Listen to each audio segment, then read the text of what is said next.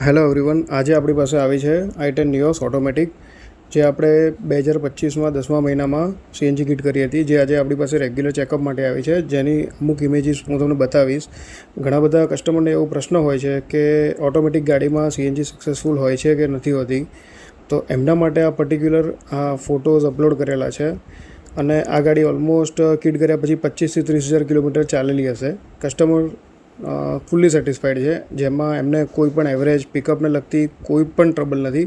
ગઈકાલે એમને મને સામેથી કહ્યું કે ગાડીમાં સીએનજી કિટ કરાવ્યા પછી એમની જે એવરેજ છે એ પરફેક્ટ જળવાઈ રહી છે અને ઓલમોસ્ટ ગાડી 250ની આસપાસ ફરે છે એક ટેન્ક ફૂલ કરાવ્યા પછી.